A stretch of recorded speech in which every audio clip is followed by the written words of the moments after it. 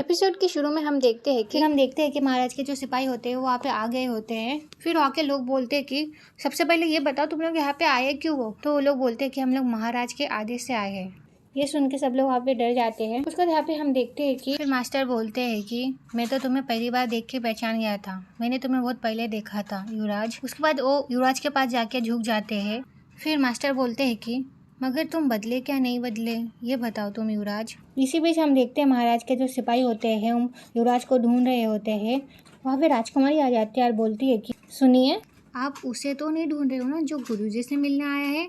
सुना है कि वो केसों के रहने वाले हैं। तो आदमी बोलता है कि कहाँ है वो? तो राजकुमारी बोलती है कि मेरे साथ आइए। फिर राजकुमारी उन्हें लेके जाती है और बोलती है कि वो मास्टर ली के साथ अंदर बैठ के बात कर रहा है। ये सुन के सब लोग अंदर चले जाते हैं। फिर वो अंदर जाके देखते हैं कि वहाँ पे तो युवराज है ही नहीं, वहाँ पे तो कोई और ही बैठा है। फिर वो आदमी बोलते हैं अरे तुम लोग कौन हो, मैं तो डर ही गया। फिर हम देखते हैं युवराज महल पहुँच गए होते हैं। अब महाराज से मिलने जा रहे होते हैं और जल्दी जल्दी कपड़े पहनते हैं। उसके बाद वो शराब भी पीते हैं अंदर घुसने से पहले। फिर महाराज का दरवाजा खुलता है, वो महाराज से मिलने जाते हैं। फिर युवराज महाराज के कमरे के अंदर जाते हैं और बोलते हैं कि पिताश्री, मैंने सुना है कि से मिलना चाहते हैं, लो मैं आ गया। फिर महाराज के सामने वो झुक जाते हैं। फिर महाराज बोलते हैं कि मैंने तुम्हें कल ही बुलाया था और तुम मुझे आज मिलने के लिए आए हो, वो भी सूरज निकलने के बाद। फिर युवराज बोलते हैं कि किसे पता था सूरज इतनी जल्दी निकलेगा। फिर महाराज बोलते हैं कि खैर बताओ तुम कहाँ चले गए थे। इसी बीच युवराज की नज़र मांगसू के भाई के दोस्त पर जाती है और वो सब समझ जाता है। फिर महाराज उसके पास जाते हैं और बोलते हैं कि अब तुम दिन में भी शराब पीने लगे हो, इतने नशे में हो कि अपनी आंखें भी नहीं खोल पा रहे हो। फिर महाराज गुस्से में अपने सर्वेंट को बोलते हैं कि युवराज को यहाँ से ले जाओ। खुद युवराज को वहाँ से उनके सर्वेंट ले जाते हैं। फिर वांगसू देखता है कि उसके बड़े भाई का दोस्त राजा के कमरे से निकल रहा है। ये देख के वो शॉक हो जाता है। फिर वहाँ पे महारानी आती है और वांगसू को थप्पड़ मारते हुए बोलती है कि तुमने युवराज को वहाँ लेके जाने की हिम्मत कैसे की? तुम्हें क्या लगता है हम नहीं जानते तुम्हारे दिमाग में आजकल क्या चल रहा है? तुम चाहते थे ना युवराज वहाँ पे पकड़े जाए। फिर महारानी बोलती है कि तुम और तुम्हारे पिताजी यही चाहते हैं ना युवराज अपनी गद्दी से हट जाए। हम अच्छी तरीके से जानते हैं तुम्हारा परिवार कैसा है, किस तरीके से तुम्हारा परिवार युवराज के पीछे पड़ा हुआ है, जाके उसके जगह तुम्हारा भाई युवराज बन सके या तो फिर तुम बन सको। तुम लोग उसकी जगह लेना चाहते हो। फिर वहाँ पे युवराज आ जाते हैं। ये देख के महारानी रुक जाती है, फिर वहाँ से जाने लगती है। फिर नेक्स्ट सीन में हम देखते हैं कि युवराज ने वांगसू को अपने कमरे में बुलाया होता है और जब वांगसू आता है तो युवराज उसे दवाई देते हुए बोलते हैं कि ये लो लगा लो। तो वांगसू बोलता है कि इसकी क्या जरूरत है? तो युवराज बोलते हैं कि अरे यार कम से कम दर्द होने का नाटक तो करो, यह मैं तुम्हारे लिए लाया हूँ, शाही हकीम से कह के सबसे अच्छी वाली दवा लाया हूँ तुम्हारे लिए, लगा लो इसे।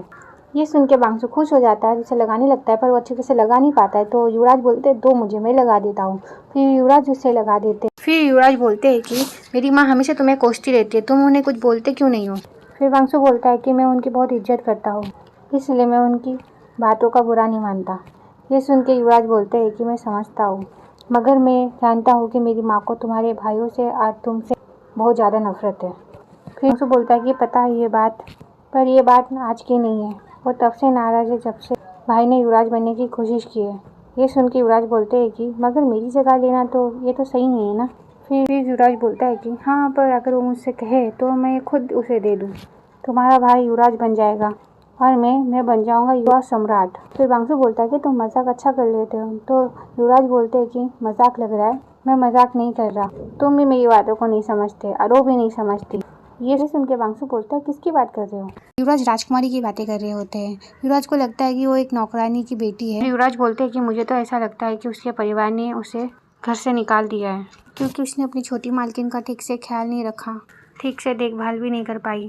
शायद से वो भटकते हुए पहाड़ों पे पहुंच गई हो, वहीं पे मास्टर ने उसे देख लिया हो और उसे तरस खा के अपने पास रख लिया हो।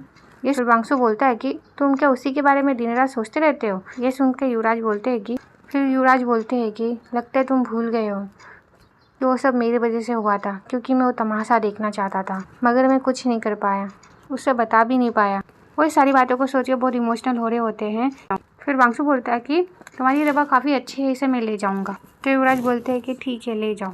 फिर वांगसू वहाँ से जा रहा था और वो देखता है कि उसके भाई को और उसके भाई के दोस्त को उसे देख के वो रुक जाता है और उसका भाई उसे देख के इग्नोर करके वहाँ से चला जाता है। उसके जाने के बाद वांगसू पुरानी बातों को याद करता है।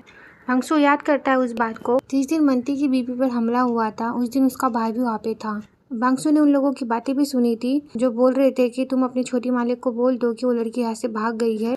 उस पर बांसु जब घर आता है अपने भाई से पूछता है कि वो छोटे मालिक तुम थे ना, मैंने सच कहा ना। ये सुन के उसके भाई को बहुत गुस्सा आता है और उसके कॉलर को पकड़ते हुए उसे कहता है कि अपनी बकवास बंद करो। फिर बांसु बोलता है कि आखिर तुम करना क्या चाहते हो। ये सारी बातें सुन के बांसु का भाई उसे बोलता है कि अपना मुंह बंद रखो। फिर बांसु का भाई बोलता है कि ऐसे भी पूरा गोरियो युवराज से नफरत करता है, तो तुम भी अपना मुंह बंद रखना, ये हमारे परिवार के लिए ही अच्छा होगा। ये सारी बातों को याद करके बांसु बहुत उदास हो रहा था। इसी बीच युवराज के बॉडीगार्ड आके बांसु को बोलता है मास्टर ली के शिष्य अभी अभी जांगलियांग पहुंची है। तो बांसु बोलता है कि ठीक है। यहाँ पे हम युवराज को देखते हैं, उसके सामने उसका दूसरा बॉडीगार्ड खड़ा होता है और उसे बता रहा होता है कि राजकुमारी कहाँ तक पहुंची है। ये जानने के बाद युवराज को सोचने लग जाते हैं। फिर हम देखते हैं कि युवराज का यूनो जाता है और बोलता है कि युवराज मैं आपके लिए चाय लाया हूँ, इसे पी लीजिए। आज जब कोई आवाज़ नहीं आती, वो जब अंदर जाके देखते हैं कि फिर से युवराज नहीं है अपने कमरे में। फिर हम यहाँ पे देखते हैं अपनी राजकुमारी को जो बहुत थकी हुई होती है, वो एक पेड़ के पास जाके बैठ जाती है। वो फिर अपना पानी निकालती है पीने के लिए, पर उसका पानी भी ख़त्म हो चुका होता है। फिर हम युवराज के बॉडीगार्ड को देखते हैं वहाँ से पानी लेके जाते हुए, और वो राजकुमारी युवराज के बॉडीगार्ड को बोलती है कि अच्छा सुनिए, यहाँ पे आसपास कोई कुआं है क्या। पर वो कुछ कहता नहीं है। राजकुमारी के पास जाता है, उनका बॉटल लेता है, उसमें पानी भरने लग जाता है। तो राजकुमारी बोलती है कि क्या आप पानी बेच रहे हैं, मेरे पास इतने पैसे नहीं है। राजकुमारी और कुछ बोलती, इसी बीच वहाँ से चला जाता है। फिर राजकुमारी पानी पीती है और वहाँ से चली जाती है। राजकुमारी जब मार्केट से गुजर रही होती है, उसी बीच वहाँ पे न कुछ लुटेरे राजकुमारी के पीछे लग जाते हैं, पर युवराज के जो बॉडीगार्ड होते हैं वो वहाँ पे आ जाते हैं और उन लोगों को अच्छी तरीके से पीट देते हैं। उसके बाद वहाँ से चले जाते हैं। फिर राजकुमारी की नज़र डम्पलिंग पर पड़ती है और उनसे कहती है कि अच्छा सुनिए। वो आदमी बाहर आता है। फिर राजकुमारी उन्हें पैसे दिखाते हुए बोलती है इतने पैसे में कितने मिलेंगे। फिर वो आदमी वो पैसा ले लेता है और उसे बेचने को बोलता है और वहाँ से चला जाता है। फिर राजकुमारी ये देख के बोलती है क्या क्या इतने सारे, ये तो बहुत ज़्यादा है। ये सुन के वो आदमी वहाँ से चला जाता है, कुछ बोलता नहीं है। उसके राजकुमारी को भी बहुत भूख लगी होती है, तो वो भी खाने लग जाती है।